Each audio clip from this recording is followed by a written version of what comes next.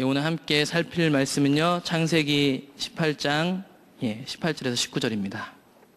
성경이 있으신 분들은요, 성경을 펴시는 게 좋습니다. 화면에 나오긴 하는데요, 계속해서 많은 부분을 읽어야 가야 되니까 성경을 꼭 펴셨으면 좋겠습니다. 제가 본문 읽겠습니다. 창세기 18장 18절에서 19절 두 절이면 읽겠습니다. 아브라함은 강대한 나라가 되고 천하 만민은 그로 말미암아 복을 받게 될 것이 아니냐. 내가 그로 그 자식과 건속에게 명하여 여호와의 도를 지켜 의와 공도를 행하게 하려고 그를 택하였나니 이는 나 여호와가 아브라함에게 대하여 말한 일을 이루려 함이니라. 아멘. 18장 18절 19절은요, 하나님이 아브라함을 선택한 분명한 이유에 대해서 기록하고 있습니다. 19절만 정확하게 본다면 하나님이 아브라함을 택한 이유는 여호와의 도를 지켜서요, 의와 공도를 이 땅에 행하게 하시려는 것이었습니다. 아브라함에게 주셨던 이 이야기가 왜 우리와도 상관이 있냐면 아브라함이 하나님하고 약속한 자이기 때문입니다. 왜 피부색도 다르고 우리하고 혈통이 다른데 아브라함을 믿음의 조상이라고 하는가? 우리가 예수 그리스도를 통하여서 하나님과 약속한 것처럼 아브라함이라는 사람이 하나님과 약속 관계에 놓였기 때문에 그가 우리와 상관이 있는 것입니다. 그리고 그를 통하여서 천하 만민이 복받게 하신다고 하셨는데 그 일들을 이루셔서 예수님이 십자가에 못 박혀 죽으시고 부활하셔서 이제는 우리와 관계 있게 되었습니다. 그렇기 때문에 아브라함 이야기 그리고 구약 이야기들은 우리에게 매우 중요한 위치를 갖고 있습니다. 왜냐하면 우리가 예수 그리스도를 매개로 해서 약속 맺으신 분 또한 구약에 있었던 하나님하고 동일한 분이시기 때문입니다. 그렇기 때문에 구약에 나오는 사람들의 삶을 살펴보면요, 우리의 모습도 보이고요, 우리와 약속한 하나님이 누구인지가 보여지게 되는 겁니다. 오늘은 그 아브라함하고 하신 하나님의 약속, 아브라함 언약을 좀 살펴보면서 우리를 하나님이 선택하신 이유가 무엇인지가 좀 비춰졌으면 좋겠습니다. 먼저 창세기 12장 1절에 가볼까요? 이제 아브라함 이야기가 본격적으로 11장 마지막부터 시작돼서 12장 1절에 가보면 시작됩니다. 12장 1절, 여호와께서 아브라함에게 이르시되 너는 너의 고향 친척과 아버지 집을 떠나 내가 내게 보여줄 땅으로 가라. 사실 12장에 있는 이야기들은 하나님이 아브라함에게 초청하는 작업입니다. 약속을 하려고. 그 약속을 하면서 초청하는 가운데 중요한 요소가 등장하는데 12장 1절에 보이는 땅 이야기입니다. 땅. 하나님이 보여줄 땅으로 가라고 했기 때문에 앞으로 우리는 구약 성경을 읽을 때 이 땅이 어딘가에 대해서 주목하고 봐야 됩니다. 두 번째로 2절, 내가 너로 큰 민족을 이루고 내가 내게 복을 주어 내 이름을 창대하게 하리니 너는 복이 될지라. 아브라함이 복이 될 건데요, 그 구체적 실현 가운데 중요한 게 뭐냐면 큰 민족입니다.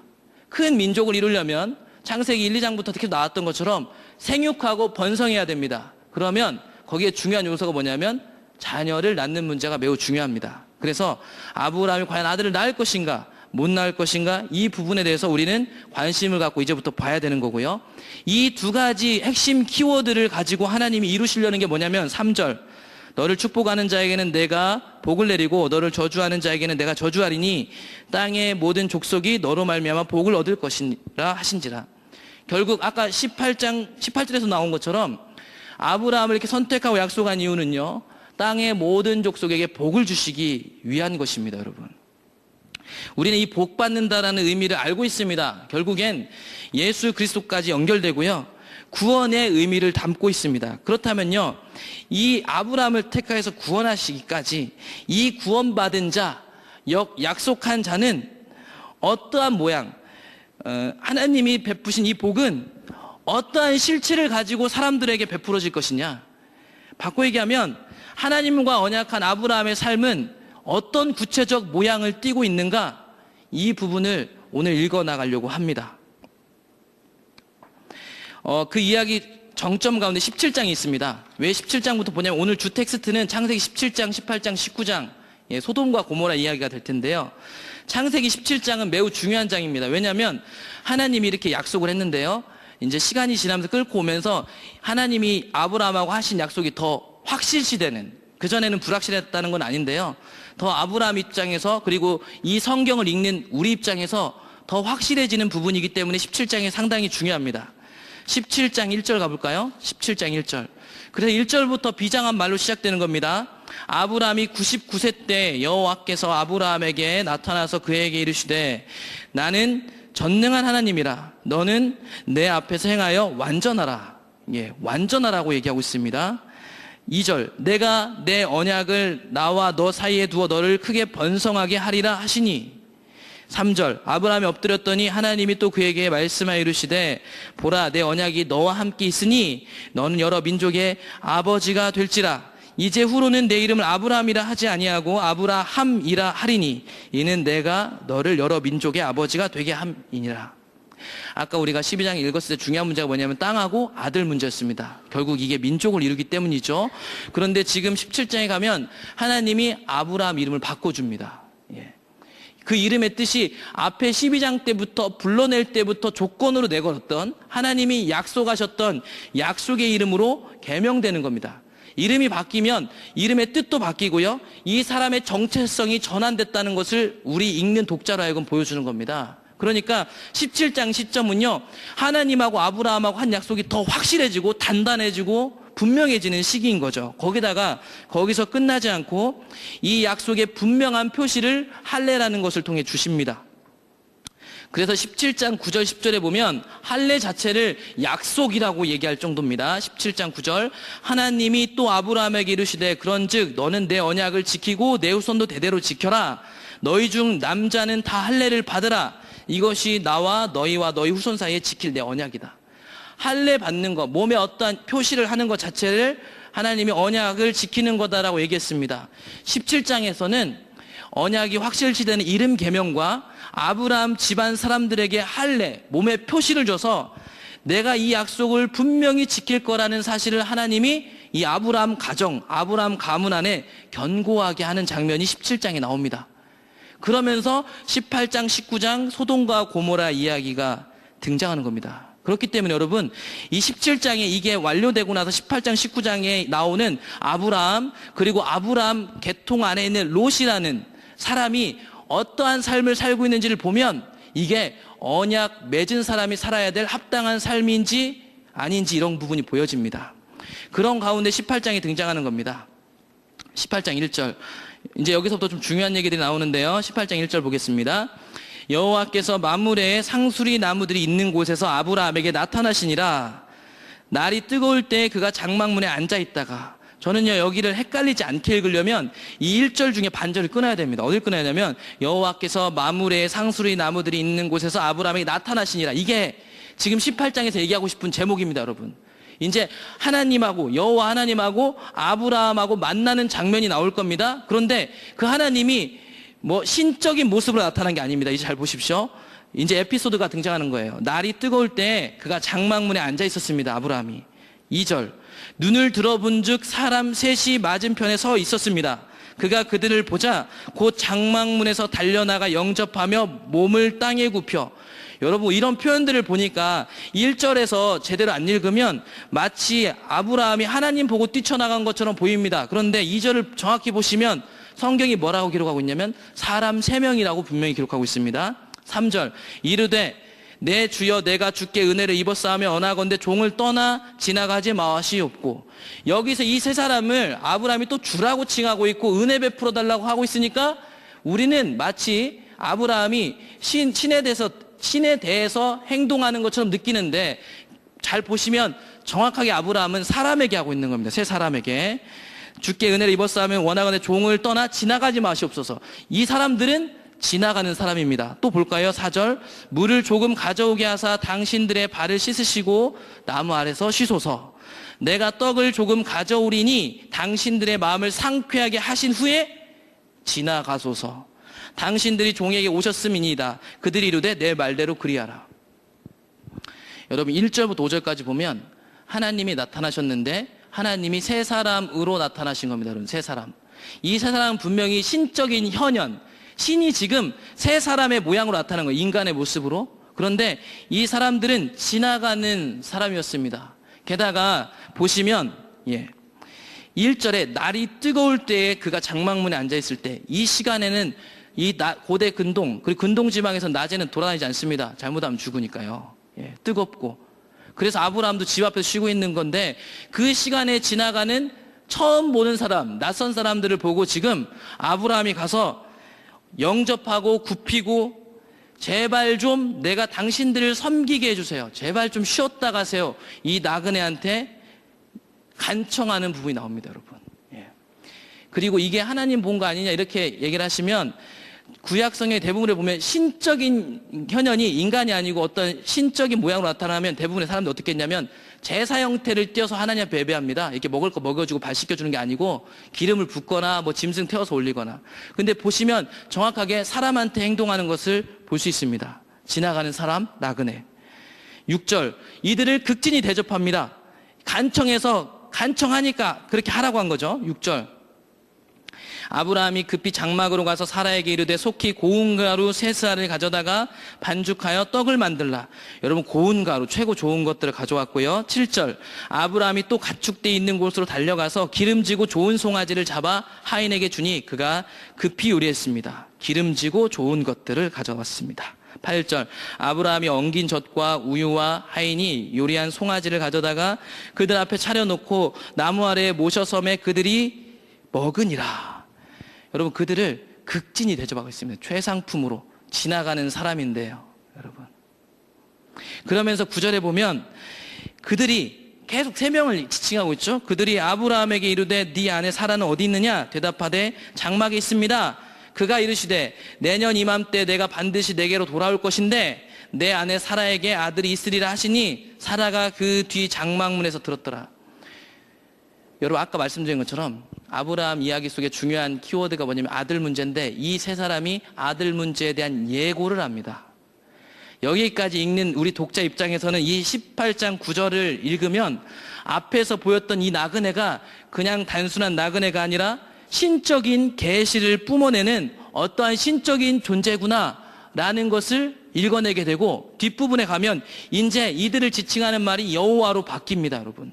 그러니까 18장에 보시면 하나님이 아브라함에게 이 3사람의 나그네, 지나가던 사람들로 나타나신 것입니다, 여러분.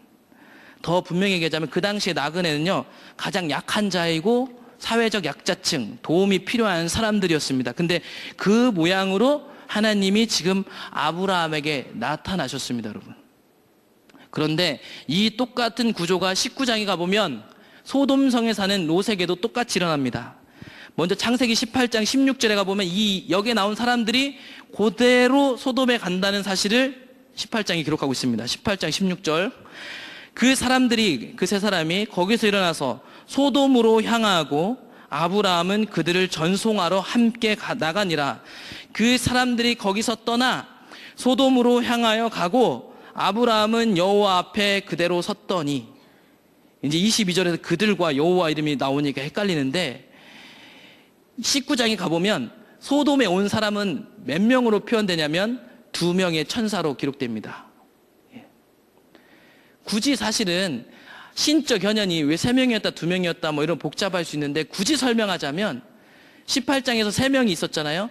2명은 지금 굳이 치자면 숫자로 2명은 소돔성으로 간 거고, 이 1명은 지금 남아서 아브라함하고 이제 뭐 할 거냐면 중보기도 할 겁니다. 중보기도. 그러니까 소돔 살려달라고 아브라함이 기도할 때 이제 여호와가 이제 아브라함하고 50명, 45명에서 10명까지 가잖아요. 그 이야기가 벌어지는 거예요. 근데 여기서 몇 명이 가고 어쩌고 이걸 중요하게 여긴다기보다는 본문들은 신적인 현현이 이 사람들로 나타났다는 걸 보여주고 있고, 이 신적인 현현이 아브라함에게 먼저 나타났다가 소돔성으로 간다는 거 알려주고 그대로 소돔성에 갔다라는 것을 보여주고 있습니다. 그래서 19장에 가보면 롯에게도 동일하게 여러분 이 2사람이 이제 천사로 바뀌어가지고 나타납니다. 표현이 19장 1절. 저녁 때에 그 2 천사가 소돔에 이르니 마침 롯이 소돔 성문에 앉아있다가 그들을 보고 일어나 영접하고 땅에 엎드려 절하며. 똑같죠, 여러분. 그리고 19장 1절에 보면 그 2 천사라고 하면 앞에 걸 받는 거예요. 앞에 그 3사람을 지금 이 2 천사로 표현해 놓은 거예요. 하나님이 보내신 거죠. 하나님 그분이실 수도 있고요. 근데 19장은 천사라고 표현했고요. 이 2 천사, 이 처음 보는 사람을 롯이 보고요, 일어나 영접하고요. 땅에 엎드려 절하고요. 2절. 이르되 내 주여. 똑같이 아브라함하고 똑같이 주님이라고 부르고 있고요. 종의 집으로 들어와 발을 씻고 주무시고 일찍 일어나 갈 길 가세요. 나그네입니다. 여전히. 롯이 봤을 때는 이 동네 사람이 아닌 거예요. 소돔 동네 사람이 아닌 거죠. 그들이 이르되 아니다. 우리가 거리에서 밤을 새울 거야. 19장 3절. 롯이 간청함에 그제서야 돌이켜 그 집으로 들어오는지라. 롯이 그들을 위하여 식탁을 베풀고 무교병을 구우니 그들이 먹으니라.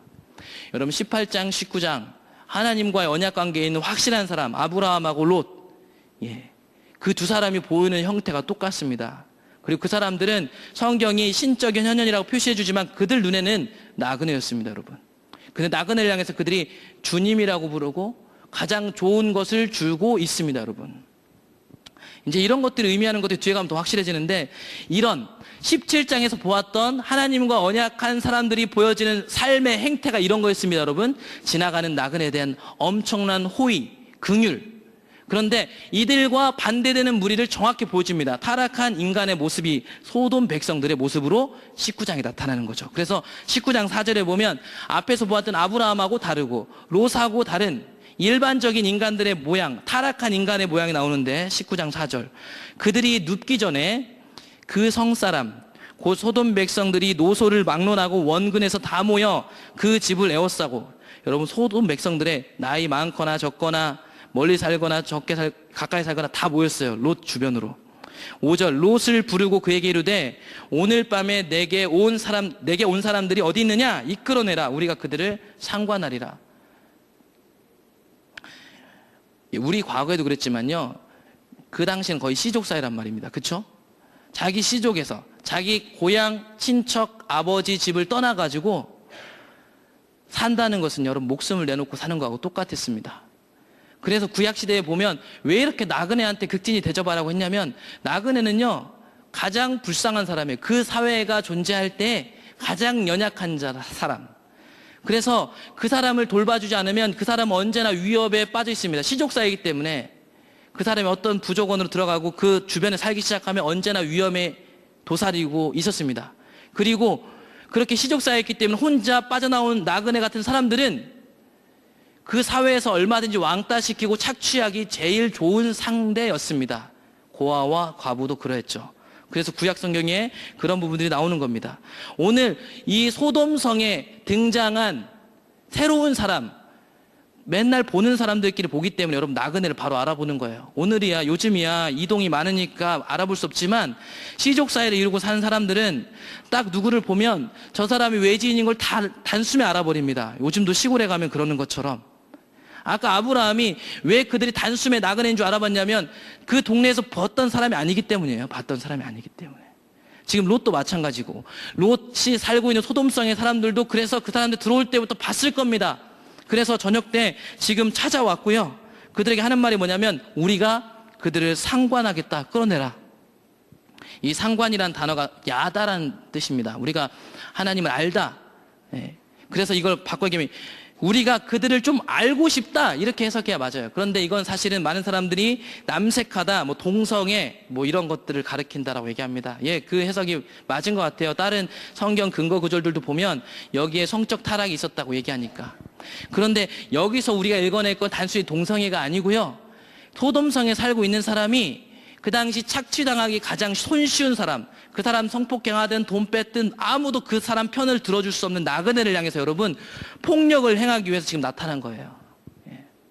폭력을 행하기 위해서.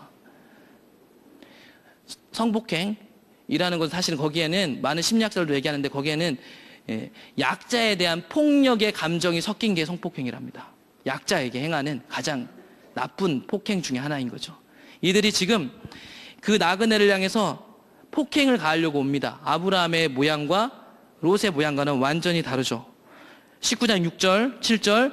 롯이 문 밖에 무리에게로 나가서 뒤로 문을 닫고 이르되 청하노니 내 형제들아, 이런 악을 행하지 말라라고 얘기하고 있습니다. 이런 악을. 그럼 이 악은 동성애만을 가리키는 걸까요? 만약에 그랬다면 19장 8절을 보십시다. 내게 남자를 가까이 하지 아니한 두 딸이 있노라. 청하건대 내가 그들을 너에게 이끌어 내리니 너희 눈에 좋을 대로 그들에게 행하고 이 사람들은 내 집에 들어왔은즉 이 사람들에게는 아무 일도 저지르지 말라. 여러분, 단순히 19장 7절에서 롯이 이런 악행 좀 하지 마세요 하는 게 성적인 문제였다면 딸들을 주는 것은 이해가 안 됩니다. 안 맞는 거죠. 딸들 줄 테니까 얘네들 가지고 니네 성적인 쾌락을 채워라 이렇게 하는 거잖아요. 그러니까 여기서 롯 자체도 거론하고 있는 악은 성적인 것이라기보다는 약자에 대한 폭력을 거두라는 얘기입니다.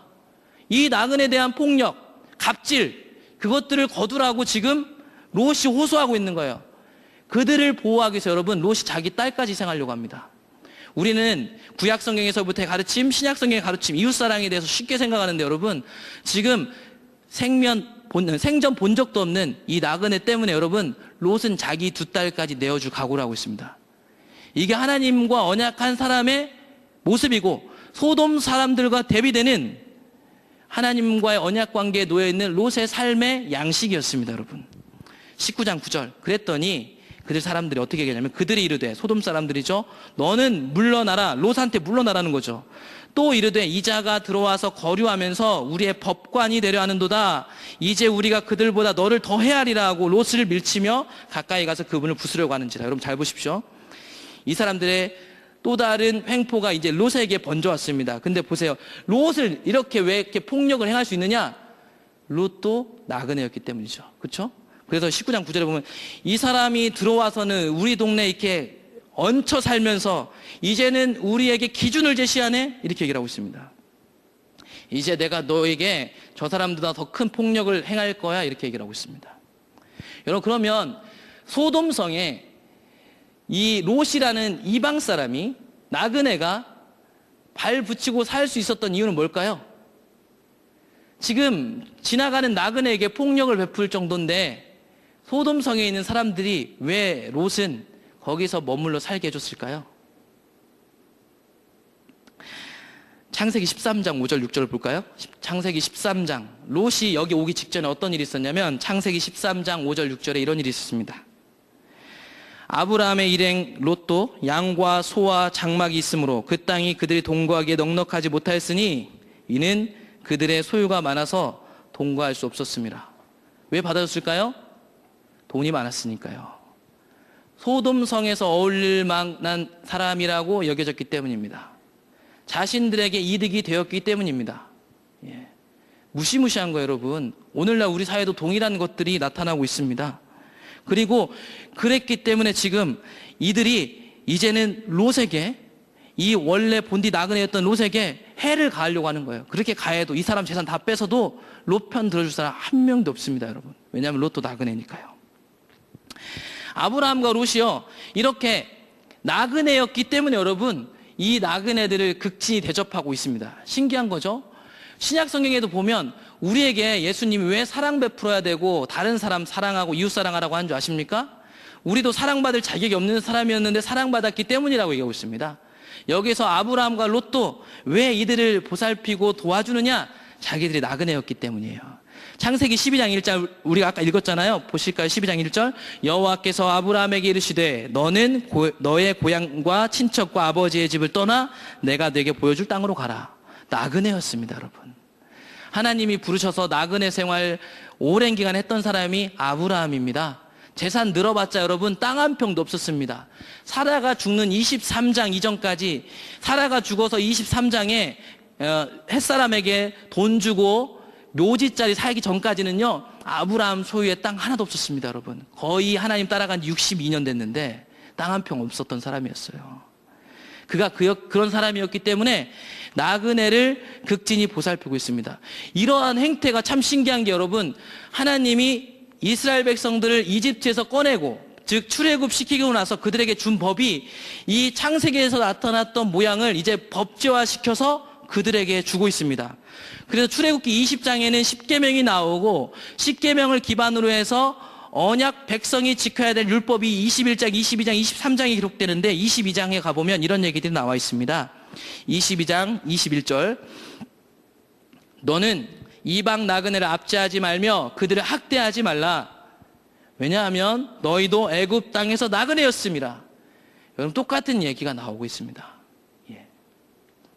그리고 23장 9절 너는 이방 나그네를 압제하지 말라. 너희가 애굽 땅에서 나그네 되었었은즉 나그네의 사정을 아느니라. 예. 여러분 구약 시대 때부터 계속해서 언약 백성, 언약한 한 사람의 삶의 행태, 그리고 언약 백성, 이제 한 백성이 생겨났을 때 그들에게 법제화시켜서 줬던 게 뭐냐면 가장 연약하고 불쌍한 사람들을 돌봐주는 거였다라는 것입니다. 왜냐하면 우리가 그렇게 가장 연약한 사람이었기 때문에. 이제 이들이 이런 법을 받고도 이제 하나님을 신뢰하지 못함으로 40년을 돌잖아요. 40년 돌고 모압 평지에서 다시 약속의 땅 들어가기 직전에도 하나님이 신신당부하십니다. 신명기 15장 가볼까요? 신명기 15장 12절. 내 동족 히브리 남자나 히브리 여자가 내게 팔렸다 하자. 만일 6해 동안 너를 섬겼거든 7째 해에 너는 그를 놓아 자유롭게 할 것이요. 그를 놓아 자유하게 할 때에는 빈손으로 가게 하지 말고 내 양 무리 중에서와 타작마당에서와 포도주 틀에서 그에게 후히 줄지니 곧 내 하나님 여호와께서 내게 복을 주신 대로 그에게 줄지니라. 너는 애굽 땅에서 종 되었던 것과 내 하나님 여호와께서 너를 속량하셨음을 기억하라. 그것으로 말미암아 내가 오늘 이같이 내게 명령하노라.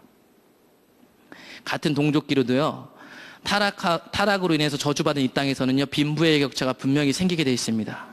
그래서 부득이하게 동족끼리라도 누가 종살이하려 들어오면 7년째 되는 애는 풀어줘야 했습니다. 풀어줄 때도 그냥 보내면 안 되고, 이 사람은 그들 사회 가운데 존재하는 가장 약자이기 때문에 후하게 주라고 얘기하고 있습니다.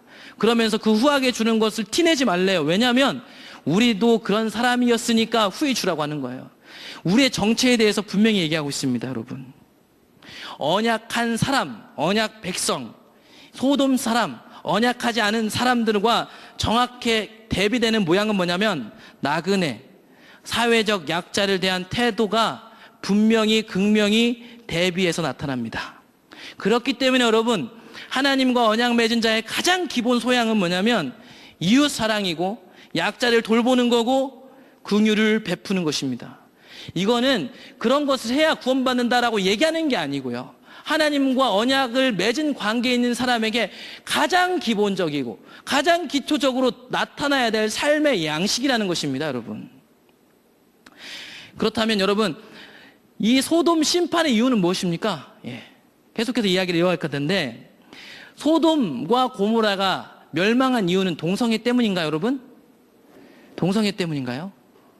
아까도 제가 상관할이라는 말에 대한 번역들을 동성애라고 분명히 번역할 수 있음에도 그것이 갖고 있는 왜 깊은 의미를 말씀드렸냐면, 우리가 갖고 있는 내가 싫어하는 어떤 한 단어, 우리가 죄라고 분명히 얘기하는 어떤 한 단어가 우리에게 꽂히기 시작하면 본문 전체를 왜곡합니다, 여러분. 소돔과 고모라는 우리가 잘 아는 것처럼 아까 하나님이 새 나그네로 아브라함이 나타나고 이제 뒷부분에서 아브라함이 기도할 때 나와요. 소돔과 고모라가 멸망한 이유는 결국 의인 10명이 없었기 때문이지 동성애 하는 사람 때문에 멸망한 게 아닙니다, 여러분. 한번 볼까요? 창세기 18장 22절. 그 사람들이 거기서 떠나 소돔으로 향하여 가고 아브라함 여호와 앞에 그대로 섰더라. 23절. 아브라함이 가까이 나아가 이르되 주께서 의인을 악인과 함께 멸하려 하시나이까. 24절. 그 성 중에 의인 50명이 있을지라도 주께서 그곳을 멸하시고 그 50 의인을 위하여 용서하지 아니하시겠습니까? 아브라함이 기도하는 거죠. 25절. 주께서 이같이 하사 의인을 악인과 함께 죽이시는 것은 부당합니다. 의인과 악인을 같이 하심도 부당하니이다. 세상을 심판하시는 이가 정의를 행하실 것이 아닙니까? 26절. 여호와께서 이르시되 내가 만일 소돔 성읍 가운데서 의인 50명을 찾으면 그들을 위하여 온 지역을 용서하리라. 이 얘기가 쭉 내려가서 28절에 가보면 10명까지 축소돼서 나오죠. 그러면 결국 소돔과 고모라가 멸망한 이유는 뭐냐면 그 동네에 의인 10명이 살고 있지 않았다라는 것입니다, 여러분. 그리고 결론부터 말씀드리자면 그 하나님과 언약 관계에 있는 의인의 삶의 형태가 나왔잖아요. 그렇죠? 나그네와 그 당시에 살고 있는 약자들을 향한 긍휼. 그러면 소돔과 고모라 거기에는 아브라함과 롯을 통해 본 그 삶의 형태를 살아가는 사람이 롯 외에는 아무도 없었다라는 것입니다, 여러분. 그리고 이런 삶의 형태가 후에 가면, 출애굽기를 지나면 언약 백성의 기본 삶의 형태로 나타나고, 신약 성경에 가서도 동일하게 하나님이 예수님을 통하여서 하나님 사랑과 이웃 사랑을 계속해서 가르치시기 시작합니다, 여러분. 이 말이 맞는지 안 맞는지를 좀 다른 근거들을 통해서 볼 텐데요. 창세기 18장 20절 21절에 보면 여호와 하나님이 나그네 모습으로 나타난 이유에 대해서 설명해 줍니다. 18장 20절 볼까요? 여호와께서 또 이르시되 소돔과 고모라에 대한 부르짖음이 크고 그 죄악이 심히 무거우니 내가 이제 내려가서 그 모든 행한 것이 과연 내게 들린 부르짖음과 같은지 그렇지 않은지 내가 보고 알려하노라. 여러분, 소돔과 고모라 확인하러 하나님이 왜 나그네로 가셨는 줄 아십니까? 그곳에서 부르짖는 자들이 있었는데, 부르짖는 자들은 뒤에 가면 더 확실한데 누굴까요? 소돔성에서 살고 있는 착취당하는 사람들. 소돔성에서 사는데 여러분, 그 사람들은 평생 노력해봤자 그 삶을 헤어날 수 없는 사람들, 잘 먹고 잘 사는 사람들은 끊임없이 없는 사람들 거 빼앗아 사는데, 그 사람들은 아무리 성실하게 열심히 노력해봐도 안 되고 살기 힘든 그들의 한탄 소리가 여러분 하나님께 들린 겁니다. 그래서 하나님이 확인하러 가보는 거예요. 19장에 가볼까요? 19장에 가보면 확인하러 오셨는데 역시나 그들은 그 당시에 가장 약자인 나그네를 향해서 폭력을 행사하고 있었습니다. 창세기 19장 12절, 그 사람들이 롯에게 이르되 이 외에 내게 속한 자가 또 있느냐? 내 사위나 자녀나 성중에 내게 속한 자들은 다 성 밖으로 이끌어내라. 13절, 그들에 대한 부르짖음이 여호와 앞에 크므로 여호와께서 이곳을 멸하시려고 우리를 보내셨나니 우리가 멸하리라. 13절에 보시는 것처럼 소돔성의 사람들에 대한 부르짖음이 극에 달았다고 얘기하고 있습니다, 여러분. 우리 이렇게 생각하면 소돔성에 살고 있는 예수님 믿는, 소돔성에 살고 있는 여호와를 아는 사람들이 기도했을까요? 이건 기도 얘기를 하는 게 아니고요. 아까 제가 서두에 말씀드린 것처럼, 좀 전에 말씀드린 것처럼 그 땅에 살고 있는 어떤 사람들이 계속 힘들다고 외쳤던 거예요. 이 힘들다고 외쳤던 사람들의 구조가 누군지를 분명히 알 수 있는 게 출애굽기 나옵니다. 출애굽기 2장 23절에 가볼까요? 이 사람들 정체가 나옵니다. 2장 23절, 여러 해 후에 애굽 왕은 죽었고 이스라엘 자손은 고된 노동 때문에 탄식하며 부르짖나니 그 고된 노동 때문에 부르짖는 소리가 하나님께 상달된지라. 하나님이 그들의 고통 소리를 들으시고 하나님이 아브라함과 이삭과 야곱에게 세운 그의 언약을 기억하사 하나님이 이스라엘 자손을 돌보셨고 하나님이 그들을 기억하셨더라. 여러분, 하나님께서요 이스라엘 백성들 출애굽시키는 타이밍에 어떤 일들이 이집트에서 일어나고 있었냐면요, 이스라엘 백성들이 400년 동안 종살이 하고 있었습니다. 그럼 이집트에서 가장 약한 자가 누구였을까요? 이스라엘 사람들. 지금 23절 24절 보세요. 고된 노동, 아무리 고된 노동을 해봤자 삶이 나아지지 않는 그 사람들, 그 사회에 가장 밑바닥에 있는 사람들이 죽겠다, 못 살겠다. 이 사람들 뒤에 모세가 부르러 갔을 때 이 사람들이 여호와 하나님에 대해서 갖고 있는 기억이나 하는 행동들을 보면 여러분, 이 사람들 하나님 잘 모르는 사람들이에요. 아브라함의 야곱의 후손들인데 모른다니까요. 그러면 이들이 주님 저희가 힘든데 살려주세요 이런 기도를 했을까요? 아니요. 이들은 그냥 힘들어한 거예요. 너무 힘든 거예요. 이 불공평과 이 정의가 없는 이 저주받은 땅, 아담 이후에 이 저주받은 땅이 너무 힘든 거예요. 그 타이밍에 하나님이 약속을 기억해가지고, 아브라함의 약속을 기억해갖고 타이밍이 맞아 들어간 거예요. 그렇죠? 그러니까 하나님이 이스라엘 백성들을 구원한 건 약속 때문에 구원한 건 맞는데, 그 타이밍에 이 이집트를 열재앙과 홍해바다 사건으로 심판할 수 있는 분명한 명목, 이유가 있었으니 이집트에서 고통받는 사람들의 소리가 하나님 앞에 들렸기 때문입니다, 여러분. 이런 모습들은 출애굽기 22장에 등장하는 계속된 그들의 율법 속에서 계속 등장합니다, 여러분. 출애굽기 22장 21절 22절 우리가 아까 읽었는데, 이방 나그네 너는 이방 나그네 압제하지 말며 그들을 학대하지 말라. 너희도 애굽 땅에서 나그네였다. 출애굽기 22장 22절 너는 과부나 고아를 괴롭게 하지 말라. 그렇게 얘기하면서 왜 괴롭게 하면 안 되냐면 여러분 23절 보세요. 23절, 네가 만일 그들을 해롭게 해서 그들이 내게 부르짖으면 내가 반드시 그 부르짖음을 들을 것이기 때문이다. 지금 소돔과 고모라 때도 부르짖음 얘기 나오고, 이들 출애굽시킬 때도 부르짖음 나오고, 이들에게 언약 백성 만드시고 나서 주신 율법에도 니네들이 약자를 돌보지 않으면 그 부르짖음을 내가 듣고 24절 나의 분노가 맹렬함으로 내가 칼로 너희를 죽이리니 너희의 아내는 과부가 되고 너희 자녀는 고아가 되리라. 다시 니네들이 압제하는 그들처럼 똑같은 모양으로 돌아가게 될 거다. 내가 너희들 고아와 과부와 약자로부터 구원해줬는데 니네들이 그들 돌보지 않아서 그들이 힘들고 어렵다는 것을 너희들 주변에서 들려오기 시작하면 그것을 듣고 니네 다시 똑같이 원위치 시킬 거라고 하나님이 심판 얘기하고 있습니다, 여러분. 22장 26절 빚진 자 대할 때도 똑같습니다. 네가 만일 이웃의 옷을 전당 잡거든 해가 지기 전에는 그에게 돌려보내라. 옷은 생명과 같은 겁니다. 고대 중동 지방 사는 사람들에게. 그것이 유일한 옷이다. 그것이 그의 알몸을 가릴 옷인즉 그가 무엇을 입고 자겠느냐. 그가 내게 부르짖으면 내가 들으리니 나는 자비로운 자임이니라. 여러분, 이런 맥락은 구약 성경 전체에 계속 나옵니다. 사사기에서요, 이 이스라엘 백성들이 이방으로부터 전쟁당하거나 가뭄이 나면 어떤 일들이 벌어졌냐면 하나님께 부르짖었다라는 내용이 반복적으로 나옵니다. 그 부르짖음은 하나님을 찾는 것이기도 했지만 그 압제 때문에 고통당하는 그들의 고통이 하나님이 귀 기울여 듣고 있다는 것입니다, 여러분. 결국 여러분, 소돔성에는 이렇게 약자를 돌보고 본인들이 살아가는 사회 가운데 있는 가장 불쌍한 자를 돌보는 단 10명이 존재하지 않았습니다. 이 땅에 삶에 소망이 없는 자들이 힘들고 어렵지만 저주받은 땅이니까 어쩌겠습니까? 가난은 해결할 수 없는데.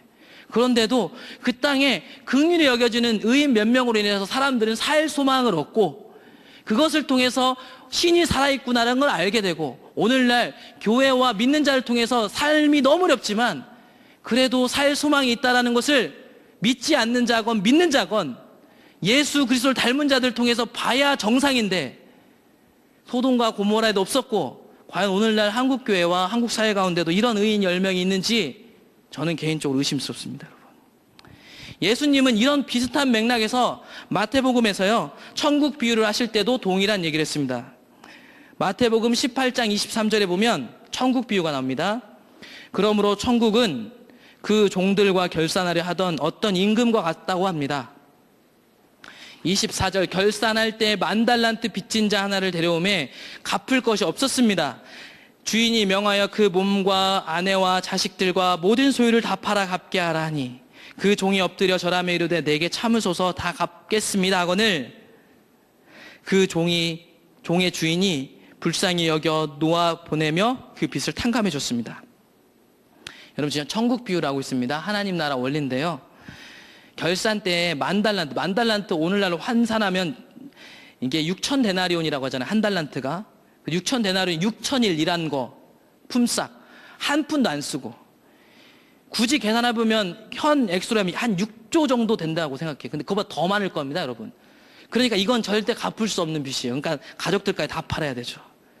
그러니까 갚을 수 없는데 봐달라고 하니까 이 임금이, 이 주인이 봐줬습니다. 그런데 이 사람이 나가가지고 28절 그 종이 나가서 자기에게 100데나리온 빚진 동료 한 사람을 만나 붙들어 목을 잡아 생명줄을 잡고 있는 거예요. 목을 잡고 이르되 빚 갚으라고 했습니다. 100데나리온 100일 일해서 갚아야 되는 돈.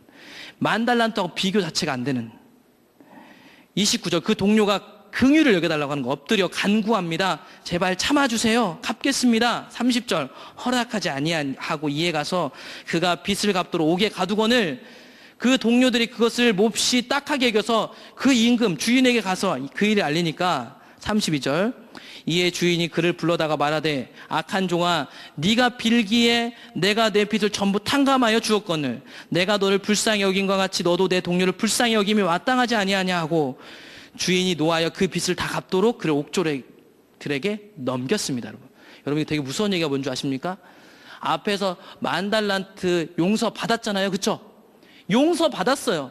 용서 받았는데 자기에게 빚진 100데나리온의 사람을 용서하지 않으므로 앞에서 받았던 용서가 취소됐습니다, 여러분. 취소됐어요.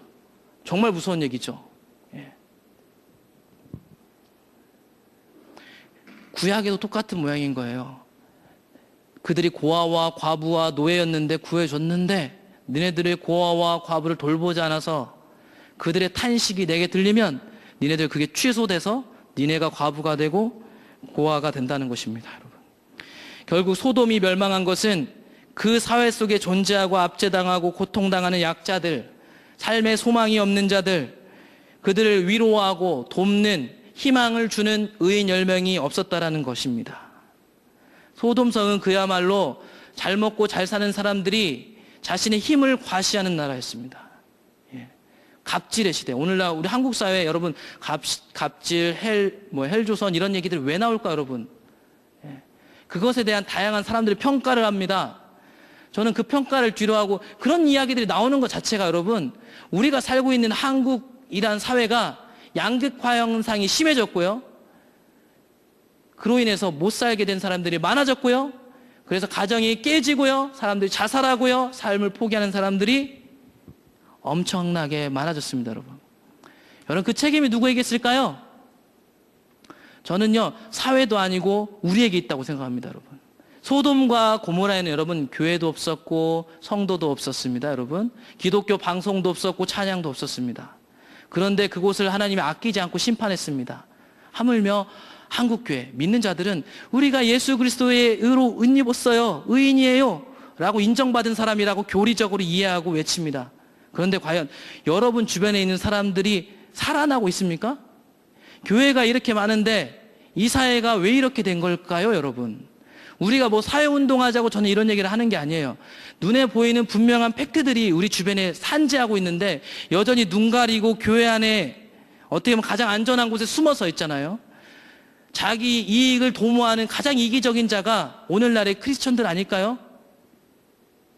신약시대에 정확하게 예수님은 하나님 사랑, 그 사랑을 입은 자에게 이웃사랑을 분명하게 요구하고 계십니다. 요구입니다. 요한 1서 4장 18절부터 보게 되면 사랑 안에 두려움이 없고 온전한 사랑이 두려움을 내쫓나니 두려움에는 형벌이 있음이라. 두려워하는 자는 사랑 안에서 온전히 이루지 못하느니라. 여러분, 사랑과 두려움의 관계에 대해서 얘기하는데 이 사랑이 어떤 사랑과 관계 있냐면 이웃사랑과 관련이 있습니다. 19절, 우리가 사랑하면 그가 먼저 우리를 사랑하셨습니다. 그가 우리를 사랑하셨으니까 이 사람들 사이에 사랑해야 한다는 것을 분명히 얘기하고 있고, 20절, 누구든지 하나님을 사랑하노라 하고 그 형제를 미워하면 이는 거짓말하는 자니 보는 바 그 형제를 사랑하지 아니하는 자는 보지 못하는 바 하나님을 사랑할 수 없느니라. 우리가 이 계명을 주께 받았나니 하나님을 사랑하는 자는 또한 그 형제를 사랑할지니라. 그런데 여러분, 이 형제는 나와 마음이 맞는 사람이 아니고 아까 소돔과 고모라, 아브라함, 롯 사건처럼 본 것처럼 생전 처음 보는 사람일 수도 있고요. 우리 사회의 내 세계 가운데 존재하는 가장 약한 사람이라는 사실을 이해하셔야 돼요. 히브리서 13장에 보면 마치 아브라함이랑 롯 이야기를 하는 것 같은 구절이 13장에 등장합니다. 13장 1절, 형제 사랑하기를 계속하고 손님 대접하기를 잊지 말아라. 이로써 부지 중에, 모르는 중에 천사들을 대접한 이들도 있었다. 여러분, 그래서 여러분, 하나님 사랑은요 이웃 사랑하고 같이 있는 거예요. 이걸 떼서 생각합니다. 하나님 사랑하면 이웃 사랑이 되는 거, 이론적으로 맞는 것 같은데 이렇게 생각하면 꼭 우리는 단계로 생각해서 내가 몇 년 동안 하나님 사랑하기 위해서 충분히 훈련을 받으면 이웃 사랑이 된다라고 생각하는 경우가 있는 것 같습니다. 그런데 아까 잘 보시면 아브라함과 롯이 나그네를 사랑하는 모습이 곧 하나님께 하는 것이었기 때문에 아브라함이 그 나그네를 향해서 주님이라고 존칭하고 있는 것이고요. 그리고 마태복음 25장에서 제가 지난 10월에 했던 설교에서도 나눴던 것처럼 마태복음 25장의 양과 염소의 비유를 보면 예수님이 분명히 심판의 근거로 삼을 때 나그네, 헐벗은 자, 병든 자, 옥에 갇힌 자를 25장 마지막 부분에서 언급하면서 이게 바로 나다라고 얘기하고 있습니다, 여러분. 그러니까 하나님 사랑하는 사람은요, 이웃한테 하는 게 곧 그게 하나님한테 하는 거예요, 여러분. 따로 떨어져 있는 게 아니고 이게 동일하게 한 묶음으로 같이 행해지는 거라는 거예요. 이웃 사랑하지 않는 사람은 하나님 사랑하는 게 아니에요, 여러분. 저 사람한테 자신의 소유를 드리고 대가를 치르지 않는 사람은 대가 치른 거 아니에요. 여기서 봉사 몇 가지 한다고 나중에 그 대가 치러지겠지? 아닙니다, 여러분. 그게 하나님한테 한 거고 여기서 하는 게 이웃한테 하는 거고 같이 가고 있다는 것입니다, 여러분. 여러분, 이웃이라는 거 신약 성경에서도 계속적으로 얘기합니다. 예수님이 복음서에서 한 얘기 계속 보시면 하나님 나라 얘기하시고, 예수님이 주로 머물렀던 사람들은 그 예수님 시대에 가장 연약하고 불쌍한 죄인들, 세리들, 죄악 가운데 있는 그들과 함께 하셨다는 사실은 아브라함, 롯하고의 삶하고도 정확하게 일치합니다. 그리고 계속해서 이웃사랑 얘기가 나오는데, 이웃이라고 하니까 우리 머릿속에 되게 아름답게 느껴지고요, 따뜻하게 느껴져요. 우리가 생각하는 세상 이웃처럼. 그래서 나한테 잘해주고 내가 떡 좀 주면 떡 줄 수 있는 사람은 이웃으로 생각합니다. 그런데 마태복음에 보면 전혀 그렇지 않습니다. 오늘날 일반적으로 이 시대 교회나 성도는 이웃의 범위를 마치 예수님 시대에요, 유대 종교 지도자들이 유대교 우월주의에서 나오는 이웃처럼 규정해 놓습니다. 그 규정이 마태복음 5장 43절에 보면 예수님이 이런 얘기를 하시죠. 마태복음 5장 43절. 또 네 이웃을 사랑하고 네 원수를 미워하라 하였다는 것을 너희가 들었는데, 여러분 사실 레위기 가보면 이렇게 얘기한 적 없어요. 레위기 가보면 네 이웃도 사랑하고 원수도 사랑하라고 했는데, 예수님 당시에 유대교, 유대 우월주의에 빠져 있었던 사람들이 갖고 있어서 생각은 뭐냐면, 우리 편은 사랑하고 쟤네들은 미워한다라는 사고와 가르침이 난무했다는 거예요. 오늘날 여러분, 교회 안에 들어온 사람들끼리 잘해줍니다. 그리고 바꿔 얘기해서 이분법적으로 세상 사람들을 두부 자르듯이 자라서 저 사람들에게 함부로 하고 교회 안에 있는 우리끼리는 이웃이라고 해서 좋아합니다. 저 사람들도 우리 멤버십에 들어오면 우리가 마치 이웃처럼 대해줄 것처럼 우리는 전도할 때도 똑같이 합니다, 여러분. 그런데 그게 예수님 시대에 있었던 정확하게 종교 우월주의에 빠진 사람들입니다. 조건을 가지고 접근하죠. 우리가 베푸고 코코 한 잔 주는 이유는 내가 믿고 있는 예수님을 전해서 우리 멤버십으로 들어오게 하기 위한 것들. 여러분, 그게 정확하게 예수님 시대에 있었던 유대교 우월주의자들이 한 얘기입니다. 그게 휩쓸고 있었는데 예수님이 이렇게 얘기하죠. 44절. 나는 너희에게 말하는데 너희 원수를 사랑하며 너희를 박해하는 자를 위해서 기도해라. 일반적으로 우리가 그렇게 믿어왔기 때문에 원수 박해하는 자 생각할 때도 믿는 사람들 중에서 원수 박해하는 자를 생각하는 경우도 있는 것 같은데, 45절 보십시오. 이같이 한즉 하늘에 계신 너희 아버지의 아들이 될 것인데, 이는 하나님이 그 햇볕을 악인과 선인에게 비추시고 그 비를 의로운 자와 불의한 자에게 내려준다. 믿는 자와 믿지 않는 자에게 하십니다, 예수님이. 비와 해는 모든 인간에게 동일하게 하나님이 주고 있습니다, 여러분. 그러니까 신약 성경에서 말하는 이웃은요, 여러분, 우리의 멤버십에 들어오든 들어오지 않든, 혹은 여러분들이 갖고 있는 신앙의 기준으로 잣대를 가지고 접근하는 사람들이 아니라는 거예요, 여러분. 우리가 그동안 신앙생활 해봐서 이 멤버십으로 들어와서 예수님 잘 믿을 것 같은 우리의 기준에 합당한 사람들이 이웃이 아니고, 기준이 없어요. 조건이 없어요. 무조건적인 사랑. 하나님께 은혜를 받은 자에게 주신, 이 죄인에게 주신 은혜를 가지고 무조건적으로 그 법칙을 살아내는 사람들이 성도입니다. 성도. 일반적으로 우리가 알고 있는 사랑은 마태복음 5장 46절, 47절, 48절에 기록하고 있습니다. 우리 마태복음 5장 46절부터 48절까지 함께 읽어보겠습니다. 너희가 너희를 사랑하는 자를 사랑하면 무슨 상이 있으리요? 세리도 이같이 아니하느냐? 또 너희가 너희 형제에게만 무난하면 남보다 더하는 것이 무엇이냐? 이방인들도 이같이 아니하느냐? 그러므로 하늘에 계신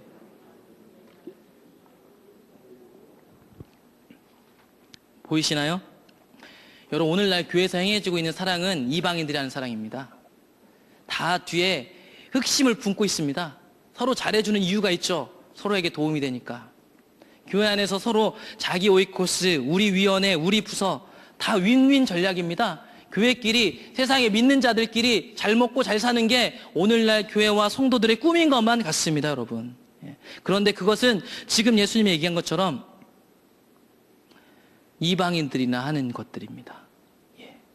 아까 소돔 백성들이 하는 것들이 그런 거죠. 마치 부자인 롯을 받아주는 것처럼 자기에게 이득되는 사람에게 잘해줍니다. 웃어주는 거, 섬기는 거, 섬겨서 드러나는 거, 우리 안에 있는 흑심들이 하나님 앞에 들켜지기를 정말 열망합니다. 이 시대 교회와 성도들에게 숨겨져 있는 종교심, 하나님을 대신한 우리의 종교심으로 우리의 경건을 드러내려고 하는 모든 것들이 십자가 앞에서 드러나지 않으면 우리 안에 가망성이 없습니다, 여러분.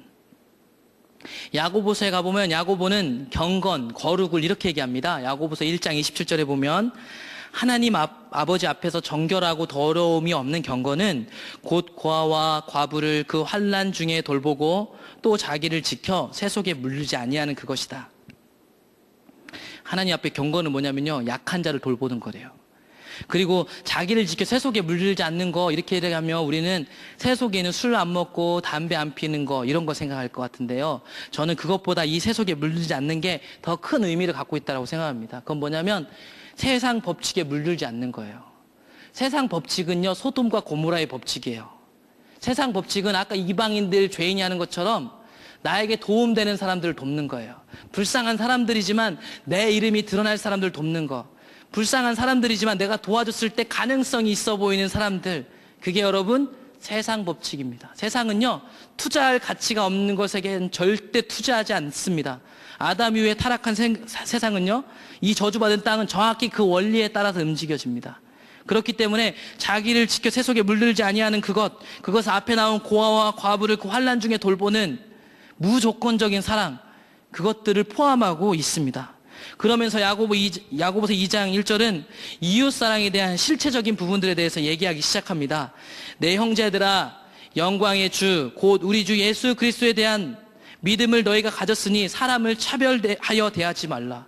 그 당시 있었던 종교에서도 동일한 양태가 나타났던 것 같습니다. 2절, 만일 너희 회당에 금가락지를 끼고 아름다운 옷을 입은 사람이 들어오고 또 남루한 옷을 입은 가난한 사람이 들어올 때 너희가 아름다운 옷을 입은 자를 눈여겨보고 말하되 여기 좋은 자리에 앉으소서 하고, 또 가난한 자들에게 말하되 너는 거기 서 있든지 내 발등상 아래 앉으라 하면 너희끼리 서로 차별하며 악한 생각으로 판단하는 자가 되는 것이 아니냐. 심지어 교회 안에서도 차별이 있다는 거죠. 가난한 사람이 귀 못 펴고 돈 있는 사람이 힘쓰고, 헌금 많이 낸 사람이 목소리 커지고, 많은 중직들을 맡고 있는 사람이 목소리를 커지는 곳은 교회가 아닙니다, 여러분. 그건 정확하게 야고보가 그 당시에도 있었던 것들에 대해서 얘기하죠. 야고보서 2장 5절, 내 사랑하는 형제들아 들을지어다. 하나님이 세상에서 가난한 자를 택하사 믿음에 부요하게 하시고 또 자기를 사랑하는 자들에게 약속하신 나라를 상속으로 받게 하지 아니하셨느냐. 너희는 도리어 가난한 자를 업신여겼도다. 부자는 너희를 억압하며 법정으로 끌고 가지 아니하느냐. 그들은 너희에게 대하여 일컫는 바 그 아름다운 이름을 비방하지 아니하느냐. 이게 현실인데 우린 여전히 돈 많은 자, 나에게 도움이 되는 자를 좋아합니다. 이 땅에서요, 여러 이득을 취하고 접근한 사람은 나중에 자신의 이득에서 풀어지는 부분이 있으면 분명히 배신하게 돼 있고 우리에게 큰 상처를 입힐 겁니다. 근데 교회 안에도 이런 법칙들, 이 당시 야고보가 얘기하는 회당에서도 이런 일들이 벌어졌던 것 같습니다. 그러면서 야고보가 최고의 법을 얘기하는데 2장 8절, 너희가 만일 성경에 기록된 대로 내 이웃 사랑하기를 내 몸과 같이 하라 하신 최고의 법을 지키면 잘하는 것이거니와, 만일 너희가 사람을 차별하여 대하면 죄를 짓는 것이니 율법이 너희를 범법자로 정죄하리라. 이웃사랑을 최고의 법으로 이야기하면서 여러분, 야고보서 2장 13절에 가보면 아까 마치 10,000달란트 빚진 자, 100데나리온 빚진 자 얘기를 했던 것처럼 동일한 이야기를 야고보도 하고 있습니다. 야고보서 2장 13절, 긍휼을 행하지 아니하는 자에게는 긍휼 없는 심판이 있으리라. 긍휼은 심판을 이기고 자랑한다. 여러분 보십시오. 다른 사람을 긍휼히 여기는 게 우리에게 임박한 심판을 이긴다고까지 야고보는 표현할 정도로 이웃사랑이란 개념이 우리가 생각하는 것보다 상당히 깊다라는 것을 알 수 있습니다, 여러분. 그러면서 이 이웃사랑은 여러분 말로 하는 게 아니라고 야고보는 분명히 얘기하면서 행함을 강조하고 있는 거죠. 야고보서 2장 14절, 내 형제들아, 만일 사람이 믿음이 있노라 하고 행함이 없으면 무슨 유익이 있으리요? 그 믿음이 능히 자기를 구원하겠느냐? 만일 형제나 자매가 헐벗고 일용할 양식이 없는데 너희 중에 누구든지 그에게 이르되 평안히 가라, 덥게 하라, 배부르게 하라 하며 그 몸에 쓸 것을 주지 아니하면 무슨 유익이 있으리요? 이와 같이 행함이 없는 믿음은 그 자체가 죽은 것이라. 어떤 사람은 말하기를 너는 믿음이 있고 나는 행함이 있으니 행함이 없는 내 믿음을 내게 보이라. 나는 행함으로 내 믿음을 내게 보이리라 하리라. 그러니까 여기서 나오는 행함도 여러분 뭐 교회 활동 열심히 하고 의식 열심히 하고 찬양광 열심히 하는 것보다 더 넓은 스펙트럼을 갖고 있는 거예요. 결국 이웃사랑을 향해서 지금 야고보는 행함을 얘기하고 있는 겁니다. 예. 오늘날 교회에서 난무하는 건 뭐냐면 평안히 가라, 덥게 하라, 배부르게 하라는 어떤 말만, 하나님이 채우실 거야, 기도할게, 필요를 채우는 것들은 보이지 않습니다.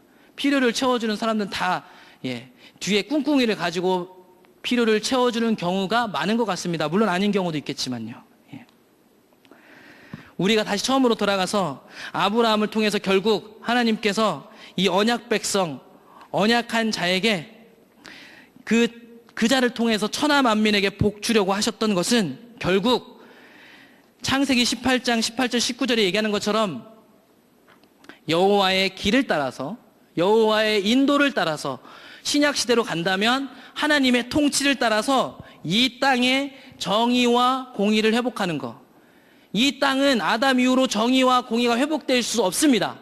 그렇기 때문에 신명기 15장 16장도 보면 이 땅에는 가난이 끝이지 않을 거니까 얘들아 니네 가나안 땅에 들어가면 가난한 사람들 멸시하지 말고 잘해줘야 돼. 왜냐하면 저주받은 땅이니까요. 저주받은 땅에서 여러분 완전한 공평과 완전한 정의는 존재할 수가 없어요. 그런데 다만 하나님의 통치를 받는 자들이 희미하게나마라도 보여줄 수 있는 그 하나님이 우리에게 주신 은혜를 따라 보여지는 삶이 이 땅의 정의와 공의를 회복하고 완전할 수 없지만 약한 자들이 소망을 품을 수 있는 하나님 나라를 볼 수 있는 통로된다는 사실입니다, 여러분. 오늘날 그리고 소돔과 고모라처럼 이 땅에 약자들이 많아지고 힘든 사람들이 못 살겠다라고 외치고 시위를 하고 못 살겠다 소리치는 건 여러분 이 땅에 정의와 공의가 땅에 떨어졌고 우리는 소돔 시대에 살고 있는 것도 아니고 예수님 믿고 한국교회에 그렇게 교회가 많고 믿는 성도가 그렇게 많은데 이 땅이 더 안 좋아진다는 것은 우리의 정체를 다시 한번 물어봐야 할 때가 된 것입니다, 여러분. 약자를 보살피는 것은 저주받은 땅의 법칙, 사탄의 법칙을 깨는 하나님 나라의 원리입니다, 여러분. 하나님 나라의 특징이죠. 그게 하나님 나라 백성들의 모습입니다. 하나님의 공의와 정의는 우리의 삶을 통해 세상에 보여지게 되어 있습니다. 그래서 우리도 동일하게 힘들게 살지만 우리 삶 속에 있는 우리의 직장 동료들, 불신자들, 우리가 사랑하는 우리 동네 사람들이 여러분 그들을 향해 긍휼을 베풀고 내 것도 없지만 내 것을 나누는 내 삶을 통해서 그들이 살 소망을 경험하고 그를 통해서 주님께 인도되는 것이 천하 만민이 복받는 것 아닐까요, 여러분? 완전한 교회, 완전한 성도는 있을 수 없지만 마태복음 6장에서 예수님이 가르쳐 주신 기도에도 분명히 뜻이 하늘에서 이루어진 것처럼 땅에서도 이루어지게 해달라고 기도하라고 있습니다. 우리가 하늘의 통치를 받는 사람이라면 그 하나님의 통치를 받는 사람들 거만 떨 게 아니고 이 땅에 그 통치를 받는 사람들의 삶을 이 땅에서 보여줘야 하는 것이, 아니 하나님이 우리를 통해서 보여지게 하는 것이 우리가 갖고 있는 사명입니다, 여러분. 그게 언약한 사람들에게 주신 거죠. 여러분, 우리가 속한 24시간, 개인의 24시간 다 다릅니다. 각자의 24시간의 그 세계 가운데 하나님의 뜻이, 하나님의 통치가, 바꿔 얘기하면 하나님의 정의와 공의가, 약자를 위한 정의와 공의가 이루어지고 있습니까? 여러분 가정 가운데 있는 지금 어려움에 처한 그 사람, 여러분 직장 가운데 있는 그 사람, 여러분 동네 가운데 있는 이 사람, 오늘 여기까지 오는데 만났던 처음 보는 어려움을 겪고 있는 그 사람들, 그 사람들에게 우리의 삶은 어떤 의미들을 갖고 있습니까, 여러분? 예수 그리스도로 옷 입은 의인으로서 여러분 그분의 통치를 받아 그분의 다스림을 받는 우리에게 나타나는 열매들은 무엇입니까? 모르겠다고 할 수 없죠. 왜냐하면 우리 24시간 세계가 열매이기 때문입니다. 우리 주변에 있는 여러분 주변에 있는 사람은 죽겠다, 고통스럽다, 도무지 나아지지 않는 그 고통 속에 있는 사람들이 우리를 만나면 혹은 우리의 섬김을 통해서 조금이라도 살 소망을 경험하고 있는지 잘 봐야 됩니다. 이 말은 우리가 그들에게 살 소망을 주기 위해서 무작정 잘해주자 그런 얘기를 하고 있는 게 아닙니다. 하나님 때문에 은혜 받은 우리의 삶, 그것으로 인해서 거저주는 정의와 공의로 소망 없는 땅에서 소망을 발견하고 그 소망을 우리에게 주신 예수님이 그들에게 발견되게 하는 것이 우리에게 맡겨진 삶입니다, 여러분. 베드로 후서에 보면 소돔과 고모라의 교훈을 가지고 후예들에게 이렇게 얘기를 하죠. 베드로 후서 2장 6절. 소돔과 고모라 성을 멸망하기로 정하여 제가 되게 하사 후세에 경건하지 아니한 자들에게 본을 삼으셨으며 무법한 자들의 음란한 행실로 말미암아 고통당하는 의로운 놋을 건졌습니다. 2장 8절. 이는 이 의인이 그들 중에서 거하여 날마다 저 불법한 행실을 보고 들으므로 그 의로운 심령이 상했기 때문에 그를 건지셨다고 얘기하고 있습니다. 21세기 한국교회의 성도로 살아간 여러분, 우리 안에 불법이 가득하고 하나님의 정의와 공의가 깨어진 것으로 인해서 여러분, 우리의 심령이 진짜 상하고 있습니까? 여러분, 내가 속한 나와 관계된 이익 집단, 가장 가깝게는 가족, 혈연, 학연, 지연, 교회, 부서, 위원회, 그 이상 그걸 뛰어넘어서 여러분 이 땅에 고통받는 자들 때문에 의로운 자로서 예수 그리스도의 옷을 입은 자로서 심령이 상하냐? 이 말을 저희가 질문을 던지는 겁니다, 여러분. 우리 안에 이런 상함이 없다라는 것은 여러분, 우리가 소돔과 고모라에 살고 있는 건 아닐까요, 여러분?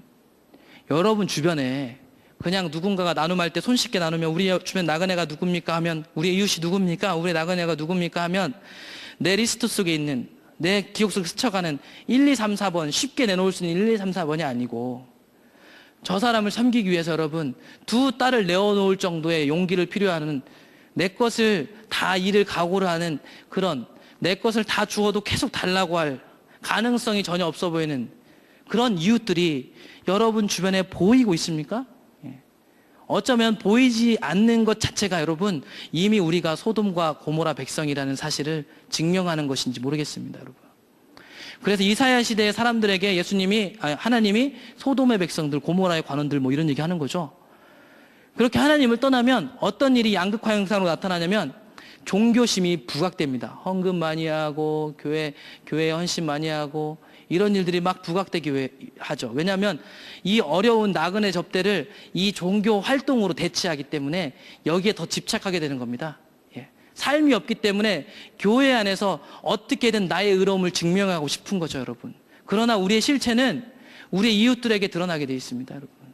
우리 주변에 부르짖는 자들을 위해서.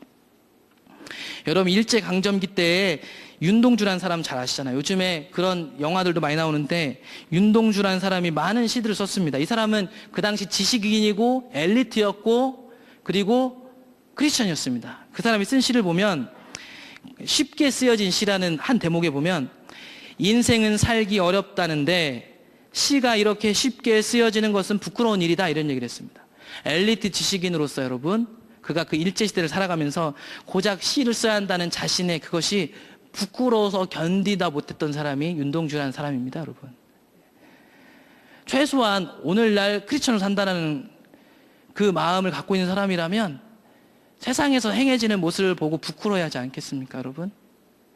우리끼리는 이 기준을 가지고 더 아파하고 고통스러워하지만 세상을 향해서는 부끄러운 줄 알아야 되죠. 저는 세상 사람들이 기독교를 폄하하는 얘기들을 합니다. 근데 그것 가지고 기독교 편에서 왜곡했다 어쨌다 얘기를 합니다. 왜곡도 있고 과장도 있죠. 근데 정말 그 말이 틀린 말이니까 전 그 생각이 듭니다. 정말 오늘 한국교회가 그 문제들에 대해서 책임지는 자세가 있고 잘못했다는 마음이 있으면 그들이 아무리 개독교라고 해도 여러분 그것이 우리에게 불편한 마음이 되면 안 되는 거 아닙니까? 이 지경까지 이르렀는데 우리는 다 내놓고 그 안 좋은 말을 우리에게 썼다는 게 불만이 돼가지고 그 사람들을 안티 크리스천이라고 부릅니다. 그들은 안티 크리스천이 맞죠. 맞는데 그 빌미를 누가 제공했을까요, 여러분? 그리고 그 빌미가 오해입니까, 정말? 여러분 삶 속에 열매를 보시라니까요. 오해입니까? 오해도 많이 섞여 있지만 정말 100% 오해인가요, 여러분? 예. 우리가 할 말이 없어요. 이 시대를 살아가는 데 있어서 부끄러운 마음이 우리에게 있어야 되는 게 어떻게 보면 시작은 아닐까요? 의로운 놋이라고 청해주는 것은 놋이 대단한 거 한 게 아니고요. 그 의로운 자라 여겨주시는 하나님과 언약관계에 있기 때문에 그 부끄러운 마음을 가지고 상한 심령으로 그 땅에서 살아났다는 것입니다. 소돔성에는 교회도 성도도 없었습니다. 있어봤자 롯과 그 가족들입니다. 그런 소돔성에 임한 심판에 대해서 우리는 너무 쉽게 생각합니다. 그 소돔성은 심판하신 하나님이 우리와 언약하신 하나님이라는 사실 잊어버리시면 안 됩니다. 오늘날에 우리에게 더 큰 은혜를 주셔가지고 예수 그리스도까지 보내시고 내 죄를 대신하고 부활하셨습니다. 여러분, 하나님께서 그 하나님이 이 시대를 바라보신다면 교회가 즐비하고 성도가 많으며 각종 전도를 하고 축제를 하고 있는 교회를 향해서, 예수님의 이름이 우리 입술에 가득한 이 시대를 향해서 하나님이 이 시대를 심판하신다면 여러분, 우린 뼈도 추릴 수 없습니다. 여러분, 어마어마하게 무서운 날이 다가오고 있다는 사실을 깨달으셔야 됩니다. 과연 여러분, 소돔과 고모라에 있었던 심판은 게임도 안 될 것입니다. 여러분, 이 심판의 경고에도 불구하고 롯에 가까이 있었던 롯의 사위들은 농담으로 여겼고, 롯의 처는 구원받아서 나오면서도 그 땅에 대한 미련을 버리지 못해서 예수님이 깨어있으라는 얘기를 할 때도 반면교사 삼으라고 얘기한 게 누구였냐면 롯의 처를 기억하라고 얘기했습니다. 그 얘기는 무슨 얘기입니까? 소돔성을 분명히 기억하라는 것입니다. 여러분, 오늘날 우리가 소돔성에 살고 있는 건 아닌지, 아니 소돔성에 살고 있는 것 같습니다. 여러분, 우리에게 정말 주님의 은혜가 필요합니다. 우리에게 현란한 말과 내 종교심, 우리의 화려함, 내 당위성을 보여줄 현란한 열매가 필요한 게 아니고, 눈에 보이지 않지만 이 시대를 살아가는 것이 너무나도 부끄럽고 속상해서 정말 예수가 오셔야지 되겠다라는 열망을 품고 있는 한 사람이 이 시대 가운데 절박하게 필요한 것 아닐까요, 여러분? 그런 사람들을 통해서 여러분, 우리의 가장 밑바닥에 있는 사람들이 소망을 품게 되고 회복될 때 여러분, 부흥이 오고 회복이 되는 것은 아닐까요, 여러분? 그런 사명을 믿는 자들, 언약한 자들, 우리에게 주셨다는 사실을 기억하셨으면 좋겠습니다. 우리 찬양하고요, 기도하겠습니다.